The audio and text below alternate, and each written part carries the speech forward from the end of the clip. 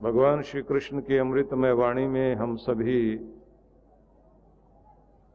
चिंतन मनन करते करते आज जिस बिंदु तक पहुंचे हैं, भगवान ने कहा था कि एकांत वास करना, अकेले होना और अंतर में बहते हुए नाद को सुनने की चेष्टा करना।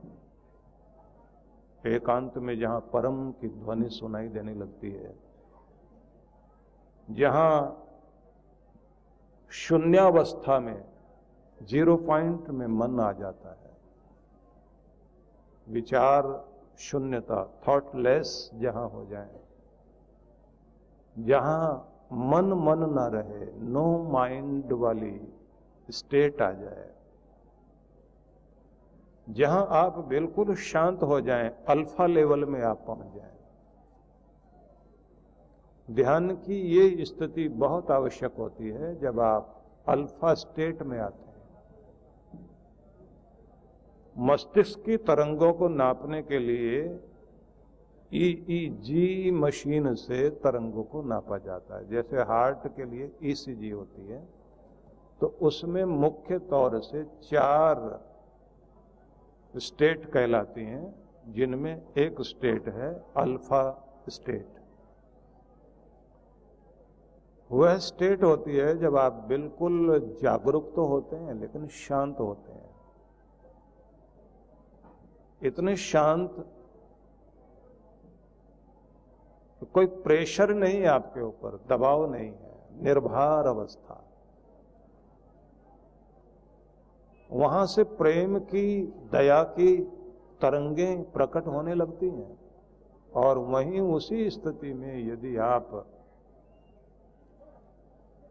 प्रभु के प्रेम में उसकी कृपाओं को याद करते हुए ध्यानस्थ हो जाएं, तब आपके जीवन में एक अलग तरह का चमत्कार घटता है। तब दुनिया से संबंध कट जाता, दुनिया के मालिक से रिश्ता जुड़ने लगता है। तब वो बोलता है हृदय में, तब आपके अंदर उसकी गूंज सुनाई देती है। बहुत बार लगता है कि इस जगह पहुंचना तो बहुत मुश्किल बात है कि आदमी अपने आप को निर्विचार कर सके, इतना शांत हो सके। अपनी उद्विग्नता पर काबू पाना चाहिए हम सबको। ये जो बेचैनी है, इरिटेशन है, ये जो व्याकुलता रहती है, मतलब खीज, इरिटेट होना और फिर दूसरों को इरिटेट करना, खुद की चंचलता पर काबू पाना, संतुलित होना, बैलेंस बनाना, सहज बनकर रहना। लेकिन ये ध्यान रखना कि जब आप ध्यान में बैठते हैं तो उदास होकर नहीं बैठना। कृपाओं को याद करते हुए आनंद में आए और आपको लगना चाहिए कि मैं आनंद में हूं और आनंद की ओर जा रहा हूं, मैं सौभाग्यशाली हूं और परम सौभाग्य की ओर जा रहा हूं। और आपको ये महसूस होना चाहिए कि मैं कृपा क्षेत्र में हूं, जहां कृपाएं बरसती हैं, क्योंकि उस जगह आ गया हूं जहां परमात्मा का धाम है। भले ही वो घर का आपका एक कोना है जहां आप बैठे हुए हैं। आप जिस तरह का माहौल बना लेते हैं, उस तरह की शक्तियां आपके आसपास आने लगती हैं। जिस तरह के आप मन स्थिति में रहते हैं, उस तरह के लोग, उस तरह के सारी आसुरी शक्ति, अगर नेगेटिविटी आपके अंदर है तो वो आसुरी चीजें आने लग जाएंगी।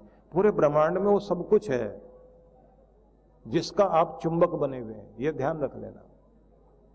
आप पूरे मैग्नेट हैं और एक मैग्नेटिक फील्ड आपके आसपास चारों तरफ रहती है, एक चुंबकीय क्षेत्र जिसमें आप कुछ खींच रहे होते हैं अपनी तरफ। उदास आदमी उदासी अपनी तरफ खींचता है, गुस्से वाला गुस्से वाली चीजें खींचेगा अपने पास, उसे ज्यादा गुस्सा आएगा और गुस्सा। तनाव वाला तनाव वाली चीजें खींचने लग जाएगा, उसे तनाव में डालने वाले, टेंशन में डालने वाले कारण चारों तरफ आएंगे अपने आप, क्योंकि वो अपने आसपास उस सब चीजों को इकट्ठा कर रहा है। हंसने का कारण ढूंढने वाले लोगों को चारों तरफ से हंसने वाली बातें दिखाई दे रही होती है। वो तो अखबार भी पढ़ेंगे तो ऊपर नीचे की हेडलाइन जोड़ लेंगे और उसी से हंसने लग जाएंगे। वो कहीं लिखा हुआ अगर जो है दीवारों पर कुछ लिखा हुआ है तो उसे देखते देखते पूरा ध्यान से नहीं पढ़ेंगे, एक की लाइन दूसरे से जोड़ते जोड़ते हंसते हुए जाएंगे, दूसरे को सुनाएंगे, उसको भी हंसाएंगे, देखो क्या लिखा हुआ। मतलब अगर लिखा हुआ है ना राष्ट्रवादी बनिए, तो वो कहेंगे बनियों को राष्ट्रवादी कहा जा रहा है। मतलब सोचने का ढंग ही हंसने वाला होगा,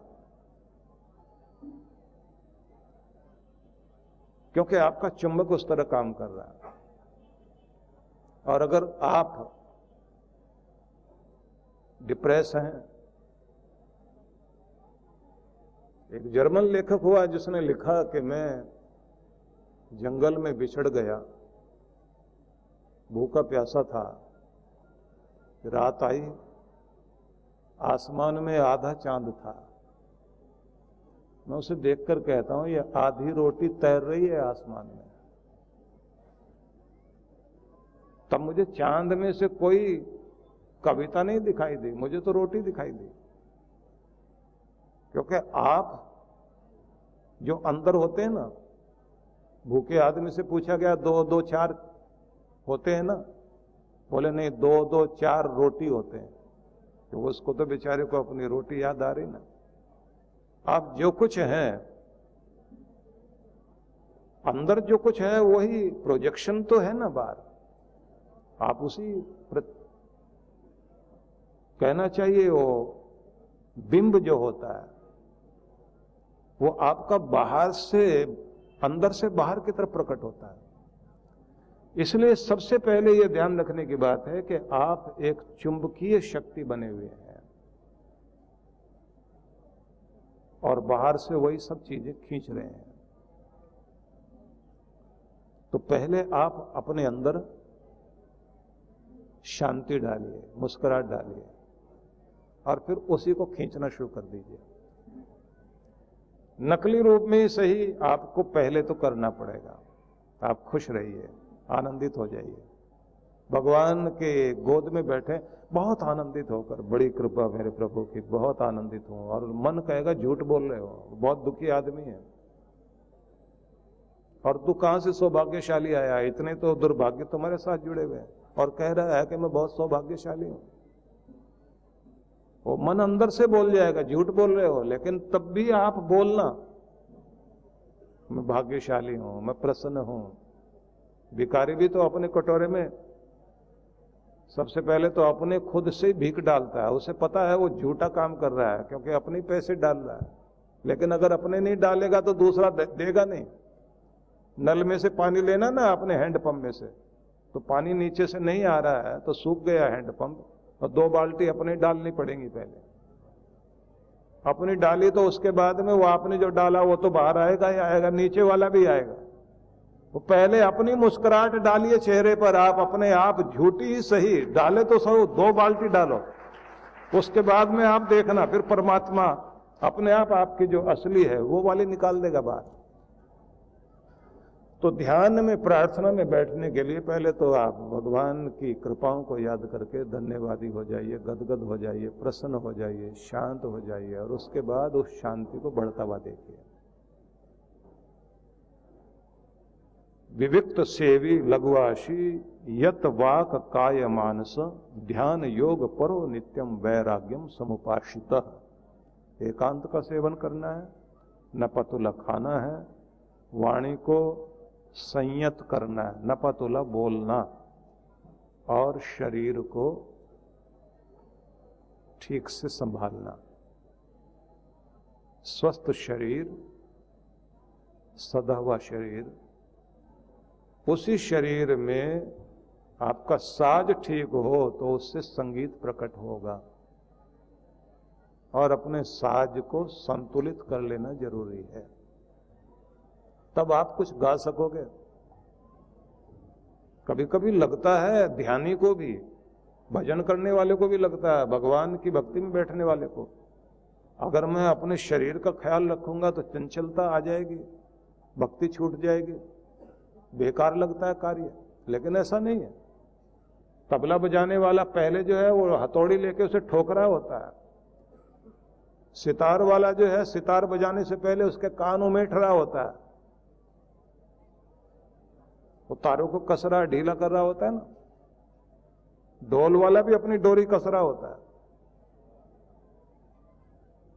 वो जरूरी है, नहीं तो उसकी मिठास नहीं बनेगी, फिर संगीत प्रकट नहीं होगा, फिर वो शोर हो जाएगा। अगर आप अपनी जिंदगी में संगीत मतलब आनंद, प्रेम, शांति, प्रसन्नता प्रकट करना चाहते हैं तो अपने ढोल को थोड़ा कसना शुरू कर दीजिए, अपने शरीर का ध्यान रखना शुरू कर दीजिए। थोड़ी हथौड़ी मारनी पड़ेगी तबले पर, कहीं से ढीला करना है, कहीं से कसना है, कहीं से अपने सितार के तारों को, उसके कानों को उमेटना पड़ेगा। मतलब अपने कान खुद ही उमेटिए। उसका मतलब क्या है? अपनी गलतियां निकालिए, अपने आप पर ध्यान दीजिए और कभी कभी अपने आप को,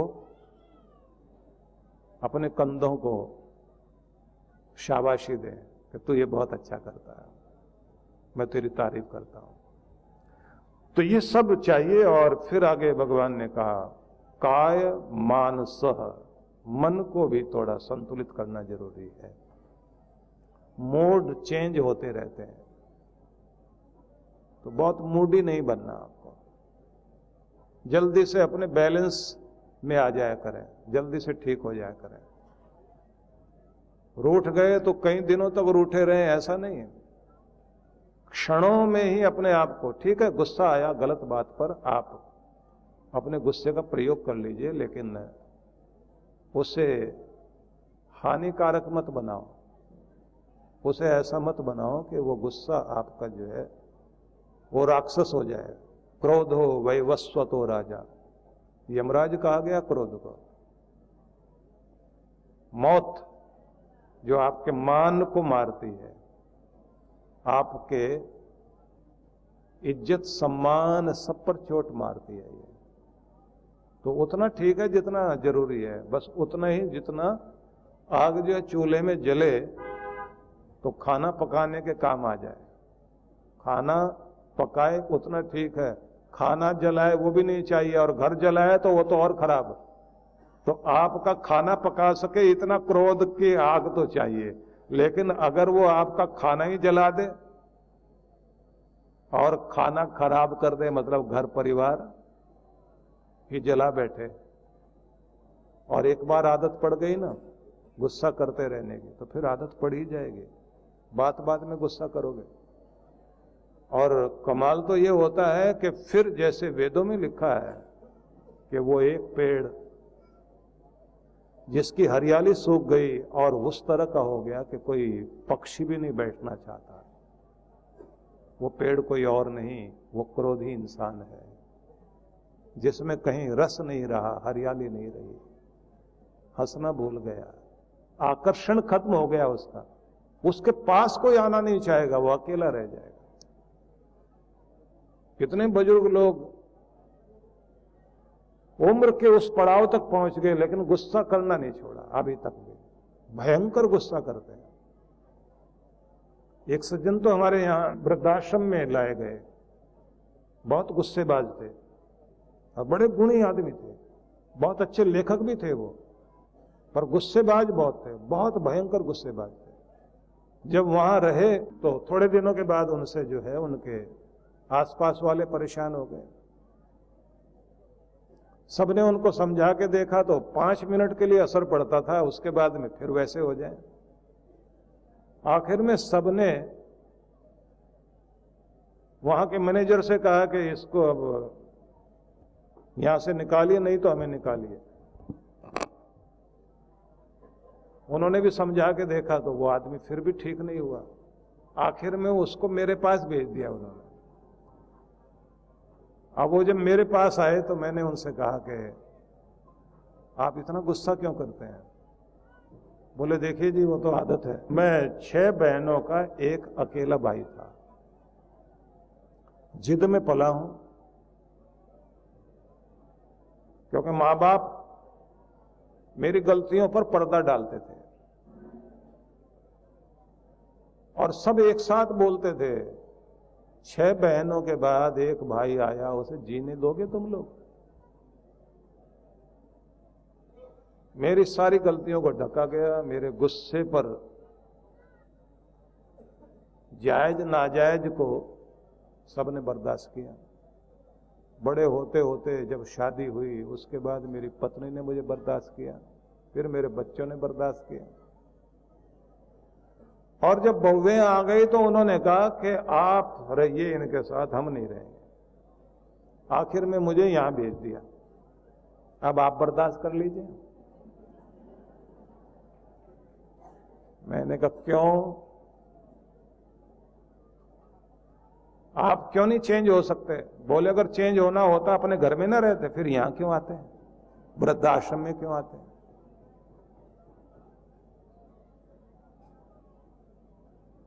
मैंने कहा आप ऐसे क्यों हैं? बोले हो गए, अब तो जाके चिता में ही ठीक होंगे, आप बदलने वाले तो है नहीं। हमें बदलने वाले बहुत लोग आए, लेकिन क्या करें, आदत है, थोड़ी देर ठीक रहते हैं, फिर अंदर से प्रकट हो जाता है। मैंने कहा ये अगले जन्म तक जाएगा, चिता में जलेगा नहीं, ये इलाज यहीं कर लेना ठीक है। जब बीमारियां तक जो है जीन्स में ही प्रॉब्लम होती है, 7 पीढ़ियों तक भी बीमारियां जाती हैं, तो मैंने कहा ये तो जन्मों तक आपको दुखी करेगा। फिर उनको कहा कि एकांत में बैठना शुरू करो, मौन साधना शुरू करो, और अपनी बात को जो कहना चाहते हो उसे मीठे ढंग से कहकर देखो, और आप शांति दूत बनने की कोशिश करो, क्योंकि आप शांति के मसीहा बनेंगे तो चारों तरफ शांति बिखेरोगे। पराये भी अपने हो जाएंगे अगर आपको ठीक से बोलना आ गया। आपने तो अपनों को पराया कर लिया। बहुत थोड़ा थोड़ा फर्क पड़ा उस आदमी में, पर मैं आपको ये बताना चाहता हूं कि ये हम लोगों के कंडीशनिंग जो की जाती है परिवारों में, वो हमारे पूरी पर्सनैलिटी को ऐसा बना देते हैं जो हम होते नहीं हैं। इसलिए कभी कभी बच्चों को वहां डांटना पड़ेगा आपको जहां वो गलती कर रहे हैं। बच्चों को बचाना होता है, अगर नहीं बचाओगे तो आगे उसकी पत्नी बोलेगी इसके माँ बाप ने इसको पाला कैसे, उन्होंने रखा कैसे। स्कूल कॉलेज वाले तो अपना कोर्स पूरा करेंगे, उनको कोई जिम्मेदारी नहीं लेनी है, जिम्मेदारी माँ बाप को लेनी पड़ेगी। और सबसे बड़ी चीज तो ये, जब आप बड़े हो जाते हैं अपनी जिम्मेदारी तो खुद ही लेनी होती है, अपनी गलतियों में सुधार लाना होता है। तो आगे बढ़ते हैं, भगवान ये कह रहे हैं कि अपने आप को संतुलित करना, अपने मूड को चेंज, ये जो बात बात में आपके मूड खराब होते हैं इन्हें आप मनोदशा को संभालना चाहिए। ध्यान योग परो नित्यम वैराग्यम समुपाश्रिता। फिर आगे उन्होंने कहा कि ध्यान योग से जुड़ो, ध्यान करना सीखो। आपको कल तरीके बताए थे कि कैसे आप अपने आप को जोड़ेंगे। अब थोड़ी सी बात और सुन लीजिए कि आप किसी नाद के जरिए, भजन के जरिए, संगीत के जरिए अपने आप को संगीत से जोड़ते हुए तन्मय हो जाएं और उस बिंदु तक ले आए कि जब आप को अपनी सुध न रहे आप कहां हो।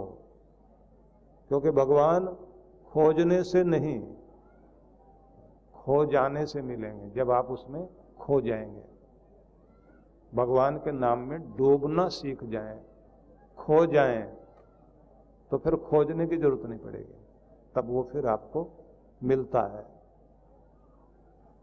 इसलिए जो ये सूफी शायर कहते हैं, वो एक बड़ी प्यारी पंक्ति कहते हैं, मैं वहां हूं ऐ मेरे हमदम। मेरे प्यारे, मैं वहां हूं। कहां? मैं वहां हूं ऐ मेरे हमदम, जहां खुद को खुद की खबर नहीं रहती, जहां तुम्हें खुद की होश नहीं रहेगी, बस वहां मैं हूं। अपने आप को एक बार बुलाने की कोशिश करो, अपने अंदर बैठी हुई सारी दुनिया को हटाने की कोशिश करो। जब तुम खुद को खो बैठोगे बस फिर तुम मुझे पालोगे। ये बिंदु है।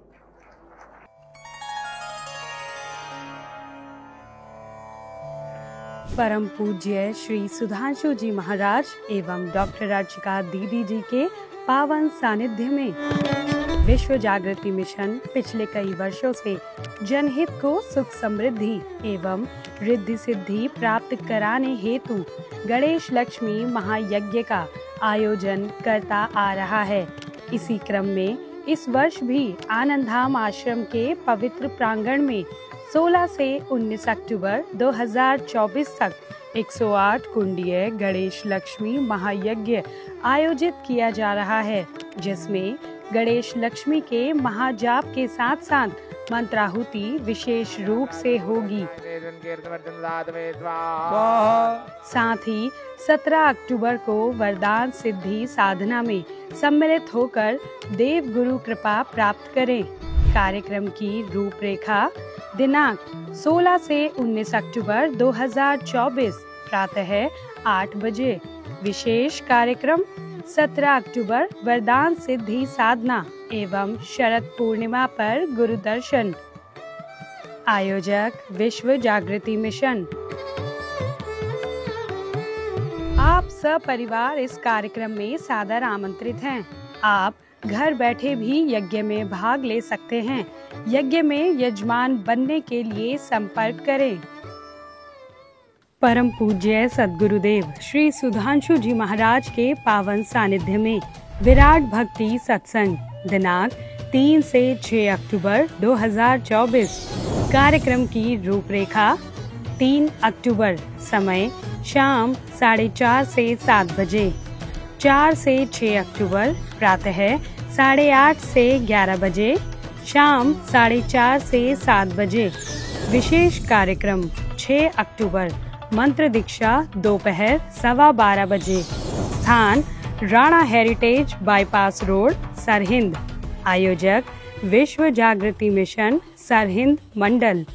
संपर्क सूत्र। आप सपरिवार सादर आमंत्रित हैं।